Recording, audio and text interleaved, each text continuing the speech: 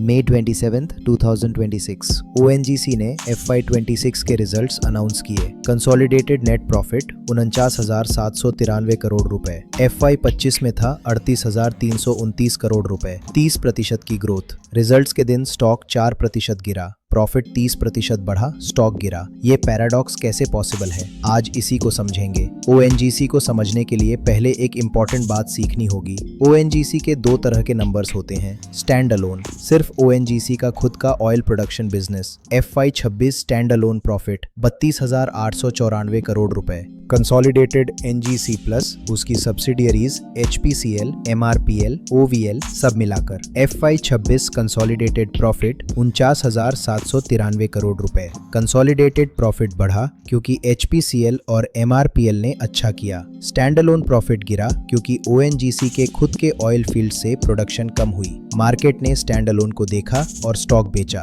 और यही असली प्रॉब्लम है। FY25 में ONGC की stand alone crude oil production थी 18.56 मिलियन टन। FY26 में ये गिरकर आई 15.36 मिलियन टन, 17.3% की गिरावट एक साल में। वजह, KG basin deep water fields में जियोलॉजिकल कॉम्प्लेक्सिटीज आ गईं। वेल्स ड्रिल्ड हैं, इंफ्रास्ट्रक्चर बना हुआ है, लेकिन ऑयल उतना नहीं आ रहा जितना मैनेजमेंट ने एक्सपेक्ट किया था। ONGC crude oil prices control नहीं कर सकती, लेकिन प्रोडक्शन कंट्रोल कर सकती है। जब प्रोडक्शन गिरे, ये ज्यादा सीरियस होता है। मार्केट इसीलिए चिंतित है।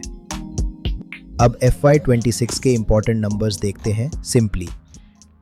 कंसोलिडेटेड रेवेन्यू 6,62,247 करोड़ रुपए, लगभग FY25 के बराबर। कंसोलिडेटेड पैट 49,793 करोड़ रुपए, plus 30% growth. Standalone PAT 32,894 crore रुपए, minus 7.6% decline. Finance costs 8,650 crore रुपए, FY25 में था 14,200 करोड़ रुपए, 39% कम। डिविडेंड डिक्लेयर्ड 13.25 रुपए प्रति शेयर। टोटल पे आउट लगभग 16,658 करोड़ रुपए। फाइनेंस कॉस्ट्स इतने कम क्यों हुए? क्योंकि ONGC ने पिछले साल 62,000 करोड़ रुपए का रिकॉर्ड कैपेक्स किया था। उससे कुछ expensive short term debt retire हुआ, इंटरेस्ट बर्डन कम हुआ। अब एक इंटरेस्टिंग नंबर, 13 रुपए 25 पैसे पर शेयर डिविडेंड। करंट प्राइस 245 रुपए पर। डिविडेंड यील्ड है 5.4%। ये डिविडेंड सस्टेनेबल है क्या? देखो, FY26 में कैपेक्स घटकर 33,000 से 35,000 करोड़ रुपए पर आ गया। FY25 के 62,000 करोड़ रुपए से काफी कम। इससे फ्री कैश फ्लो यानी एक्चुअल बचा हुआ कैश 28,000 से 35,000 करोड़ रुपए तक रिकवर होने का एस्टिमेट है। ये डिविडेंड को कवर करने के लिए पर्याप्त है। FY25 में कैपेक्स बहुत ज्यादा था, फ्यूचर के लिए इन्वेस्टमेंट। FY26 से 27 में कैपेक्स नॉर्मल हो रहा है, कैश फ्लो का दबाव कम होगा। वैल्यूएशन को 3 सिंपल नंबर से समझते हैं। PE रेशियो 9.4 गुना, मतलब हर 1 रुपया प्रॉफिट के लिए मार्केट 9.4 रुपए दे रही है। P बुक 0.83 गुना, मतलब स्टॉक अभी अपनी अकाउंटिंग वैल्यू से 17% नीचे ट्रेड कर रहा है। EV EBITDA 3.4 गुना, इंडस्ट्री एवरेज है 4.5 से 5.5 गुना, यानी पीयर से 25 से 40% डिस्काउंट।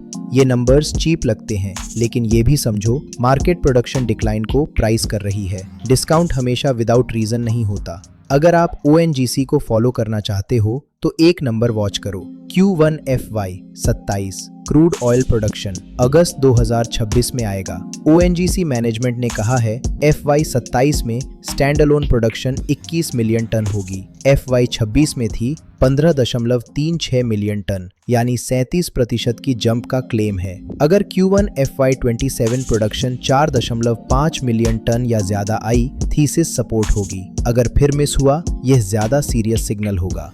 अगस्त 2026 का Q1 डेटा, ये ONGC की असली परीक्षा है। तो FY26 का सारांश, ग्रुप प्रॉफिट 30% बढ़ा सब्सिडरीज की वजह से, खुद की प्रोडक्शन 17% गिरी, KG basin issues. Dividend 5.4% yield. P बटे बुक 0.83 गुना, बुक वैल्यू से नीचे। FCF रिकवर हो रहा है, कैपेक्स घटा। अगला बड़ा ट्रिगर अगस्त 2026 का Q1 FY27 प्रोडक्शन डेटा। ये वीडियो फाइनेंशियल एजुकेशन के लिए था, अपना रिसर्च जरूर करो। कमेंट्स में बताओ अगली वीडियो किस कंपनी या कॉन्सेप्ट पर चाहिए।